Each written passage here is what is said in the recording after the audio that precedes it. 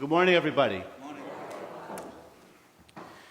So in the story of the Transfiguration, as they are going down the mountain, Jesus tells the three, Peter, James, and John, do not tell the vision to anyone until the Son of Man has been raised from the dead. And in Mark's account of the Transfiguration, after Jesus says this, Mark tells us, so they kept the matter to themselves, questioning what rising from the dead meant. Didn't make any sense to them what Jesus was telling them. How could someone rise from the dead? In fact, there's many times in the gospel stories, if you recall, that the disciples are left there scratching their heads. They can't figure out what their teacher is trying to teach them. In fact, if you recall the story of St. Peter, when Jesus tells the apostles of his impending arrest, suffering, and death, Jesus pulls them aside and says, knock it off, because people aren't really going to be following you. They don't want to hear this, right? And what does Jesus say? Get behind me, Satan. And he goes on, you're thinking as humans do, and not as God does. The disciples struggled many times trying to figure out what Jesus was all about, but something still drew them to him. And in the 2,000 years since then, and heck, you go to 2,000 years before Jesus, how often have we found ourselves asking ourselves, or just stating, that this doesn't make sense? And hence why during the season of Lent, our homily series is When God Doesn't Make Sense. Because it happens often in our lives. Sometimes in not so much bad ways, perhaps in a conversation with somebody, and we just come to the point that, I don't know. But then other times in our lives, in our experiences or lived situations, it just doesn't make sense. And we're stuck wondering why. And last week when we began this series, Deacon Frank told us 3 principles to keep in mind as we go through this season. First and foremost, at times God won't make sense, and that makes sense, right?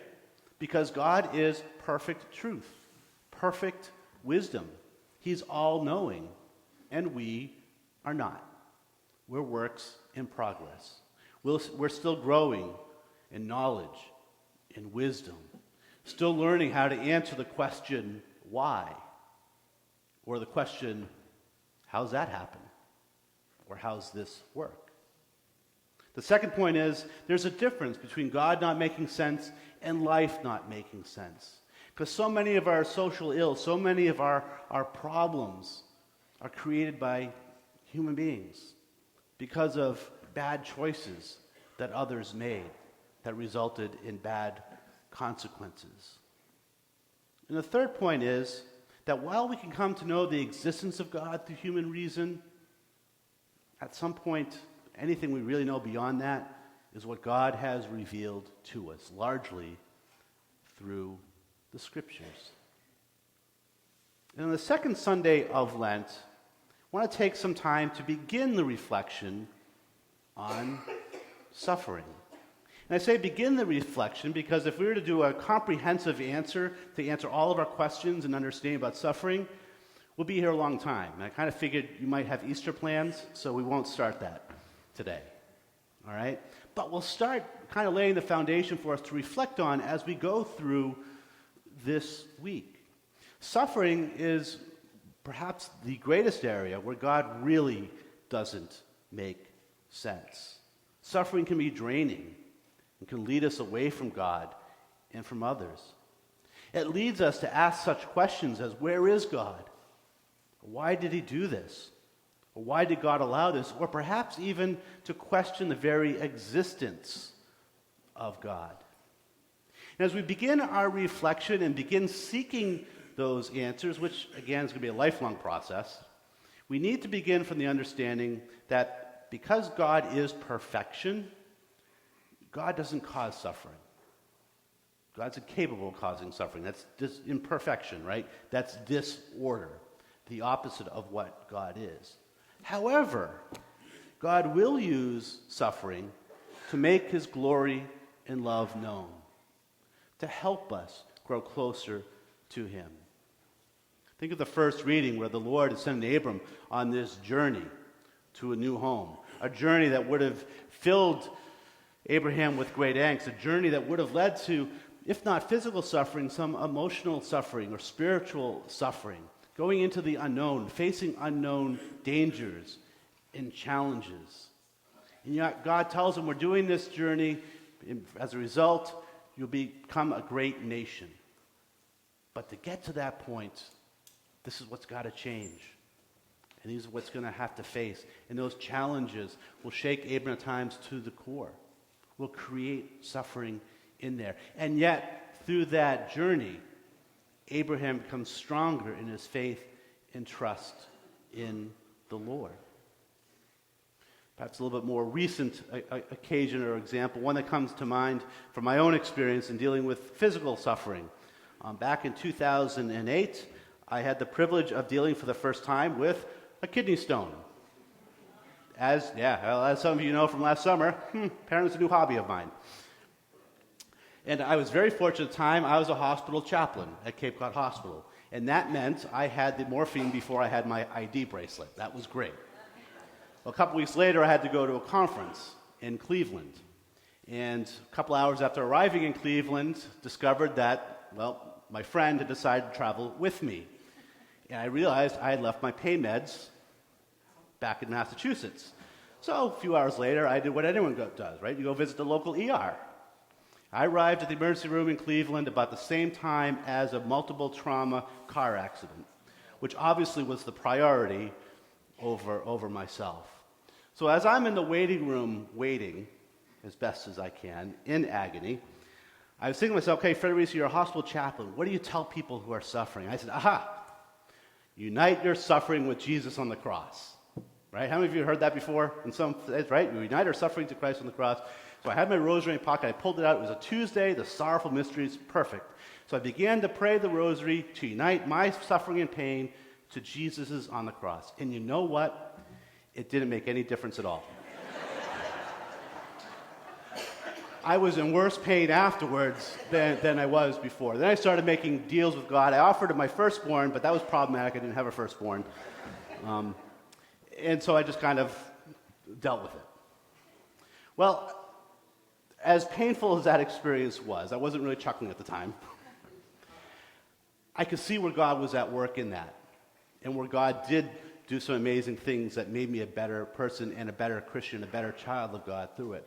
First and foremost, all joking aside, I gained a new appreciation of those who struggle with addictions, because I could understand how innocent an addiction can begin.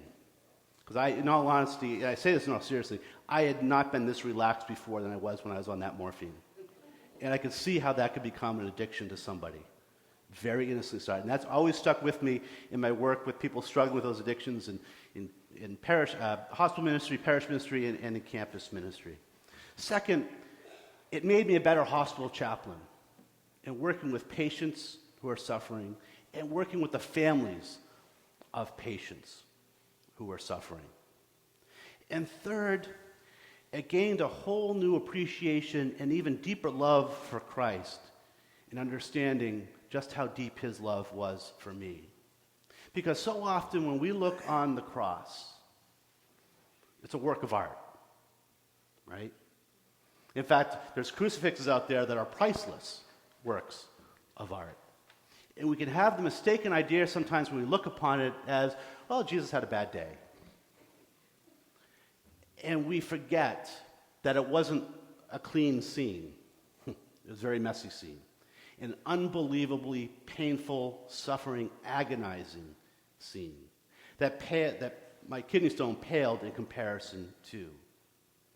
It was my experience there that kind of clicked in my little brain just how serious Jesus' love for me was. Because he took this upon himself willingly for me and for you. And in that experience, recognizing something that I had probably taken for granted so often. And now whenever I reflect on that, particularly during the Triduum, it takes a whole new depth in those 3 days that we walk that passion with the Lord. St. Paul tells us today, bear your share of the hardship for the gospel with the strength that comes from God, reminding us that suffering is not just physical. Again, it's emotional and spiritual. And sometimes suffering is a result of simply doing the right thing. But in all of those times, Paul's reminding us that we're not abandoned, that not only is the Lord with us, but He's going to help us to persevere. He's going to help us remember that the suffering doesn't end on the cross. Jesus' story didn't end on the cross, but continues to new life on Easter, right? Continues to new life in the ascension. And that Jesus' story continues today in 2020. And so it is, our suffering is not the end of our story. It's not even part of our identity, but gives us what we need, the grace we need to continue to persevere. That's the whole point of the transfiguration that we hear today. Here, Peter, James, and John, they see Jesus, a glimpse of who He really is. They see His full glory and majesty, totally awe-inspiring, the mountaintop experience, one that they're in such awe that all Peter could think about is, it's good that we're here. In fact, let's set up the tents. We don't want to go back down there. This is makes a heck of a lot more sense up here. This is what we want from our Messiah. This is what we are longing for. But Jesus knows they got to go back down there. And not just down to the day-to-day, because down that hill, back down that mountainside, is His suffering, death through crucifixion. And Peter and James will also be martyred for the faith. And John, while the only apostle not martyred for the faith, will undergo great sufferings in the proclamation of that gospel. So Jesus is trying to prepare them for what lies ahead. He does that through the transfiguration, to give them a glimpse of where they're headed, to keep their eye on the goal. And that's what Paul is referring to when he says that the strength that comes from God. He's constantly going to give us those mountaintop experiences to keep us rooted and focused on Him. In our opening prayer today, we ask the Lord to help us to listen to His words and to nourish the Word within us. That through our prayer, in our study of the Scriptures and of the Lord's teaching, in our reflection, we are drawn deeper into the mystery of God. It's the whole point of faith formation. That's why we just don't do it for kids, because we're constantly growing in that relationship. We constantly need to grow in wisdom ourselves, in knowledge of the faith, to grow in our relationship with Christ. So we keep ourselves focused and moving forward, despite the challenges and despite the sufferings that we'll engage in. During the season of Lent, our responsorial psalm is Psalm 91. Be with me, Lord. Hence the reason the wristbands. I think we still have a few left, right? Using the words of Scripture to be our prayer, to help us remain focused on the Lord, not just when things are going well, and not just part of our prayer routine, but calling to the Lord and being focused on the Lord in those times of struggle, trial, and suffering.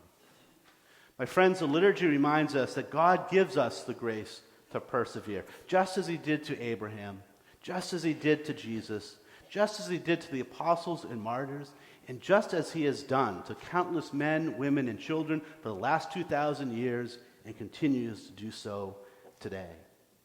The liturgy reminds us that in our times of suffering, we need to help one another recognize the fact that Christ's story didn't end on the cross, but continues to Easter joy.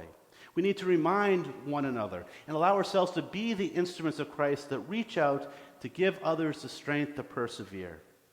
And we need to help one another recognize where Christ is at work even in our suffering, and how those experiences can strengthen us, and how those experiences can nourish us to keep moving forward.